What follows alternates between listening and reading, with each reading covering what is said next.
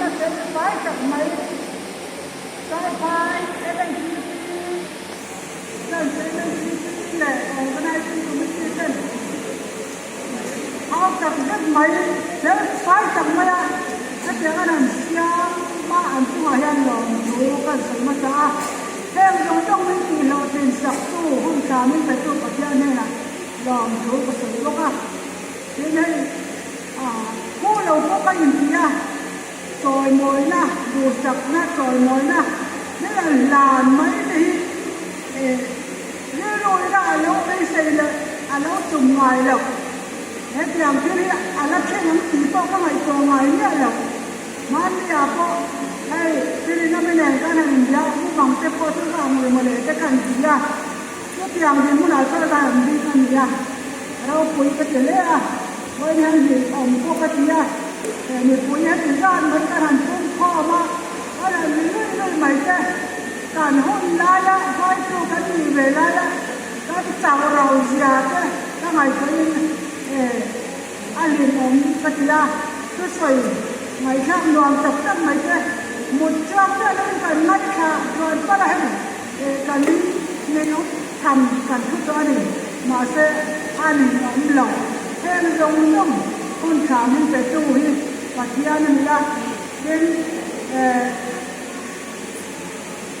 tốn cần hôn đầu cái dễ tôi đã tan có và kia hôn khả mình đã phải dễ lắm á hôn mong khả đến cái này là gì cái bà tiền hôn mong khả đến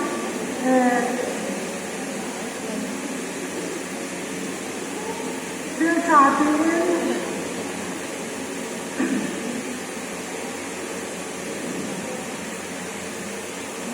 nhốn nó công việc rồi hôn mong dễ rồi rằng như là cái dễ là một thì ta cần xoay cái việc đó cả nên người ta cầnจะเรียกที่รีพอร์ตการใหม่ค่าการใหม่น้องโปกติอ่ะทำไมเราจะใช้นี่เขาอะไรอ่ะคอยตัวหรือแล้วอมห้องนะคะไม่แล้วตีข้อมใจแล้วก็เป็นตัวตั้งแต่การเลี้ยงกันเทียนไม่ได้เลยแต่กันพอมาถึงค่ะการเรียนรู้แล้วเรียนเรื่องนี้หันสนใจนะ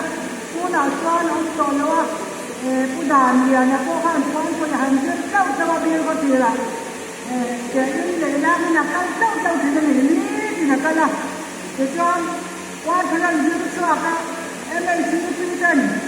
ป้อนคุยยืมสอบแค่ข้ออดีตสักแค่นี้ตอนนี้อดีตก็มีที่กันนั่นที่ที่ท่านก็นั่นดีสักกับป้อนคุยข้อนั้นจังว่าเอามาพวกข้างลงนี่อารมณ์ละทิ้งคุยฉันข้ามาพูดถึงในชีวิตเขาอันนี้นะอินสตอมาการนั้นนะจะเป็นคนกันมากจะพอว่ากันปวดเจริญนี่ใช่ไหมเรื่องดำก็ใส่ตัวจะจับแต่ก็เอาแม่มาเสใส่กินเลยที่กินมาให้ตัวอยากจะทุกอย่างมากในการในตัวที่เราว่าถึงข้าหุ่นได้ละชวนอยากจะไม่ได้เกิดเสียตัวเราว่าการทำก็ยากมาขอกันนี่ก็บอกที่ตัวนั้นใส่เรื่องเลยนะการทำก็ปกติก็ว่าท่านอยากมาหุ่นมังจะบอกกันนี่หุ่นจำได้แต่กันมอลมังตักนี่เป็นไอโรดาเซ่คนละสี่พันเจ็ดสิบดอลลาร์เซ่ออฟฟิศดังดอกแล้วก็นั่งกันเจ้าพ่อฮิบังโต้ตะกี้นะจนตะกี้กันก็ที่นี่ที่สามก็เลยนั่นก็ไอโรดบ้านเสียงจะไปดูถ้าเราเล่นจังก็เจ๋งไอ้เจ้าก็ช่วยกันก็มันก็เป็นของไม่อะอันนี้น้องปัจจัยเนี่ยมีจะมีสามคนที่นั่นอาจารย์จู่ออฟฟิศจังแต่ขณะเล่นจังว่าอันเช่นเราแต่ละตั้งคันเห็นไหมอันเทียบที่เลี้ยงอันเสียขนาดนู้นต้องมาอันสอดต้องมาเอเลนซีปีนกันปีเดตูรองกันเดียร์เดตูรองว่าเหม็นยันโซ่ก็จะเอามันก็มีหันเสียสักเดียวมันถึงห้าก็ว่าการอันเสียสักการเสียรู้กันอยู่เลยเสียละก็จะทำม้วนหลังจะกินทุกอย่างไล่เลยก็หันเสียที่ส่วนนี่เลยวันนั้นนี่ก็ทุกหน้าจอนั้นที่มีการเห็นที่โชว์ตัวทุกเส้นเดียวแล้วมาถึง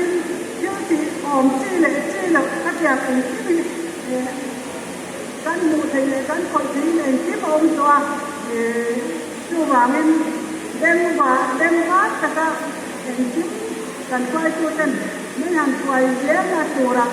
nên bà tên rồi chắc lệ anh chú rõ mà các ông choan cụ này hiền cần là sang cần là rồi quỳ dễ đó là mình thật vậy là tôi trong chú cần soi thầy này sẽ là hey chú tên anh lên về tân doaนี่นั่นเรื่องเราอันนั้นบนเรื่องเราแม่กันสุดที่ไว้จับใหม่ละกันโซ่อย่างให้เราตัวยัน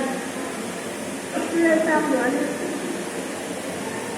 มันนี่กันก็หันโซน่ะอัดไว้นะมันมีถึงกระเทียมนะจุ๊บเราก็สามโดนนี่นี่ที่นี่อันนี้ยันเราก็สามโดนนี่อันนี้เขาเรียกกันก็Abuela di tingkat kasihan, kalau me, di pun dia lost.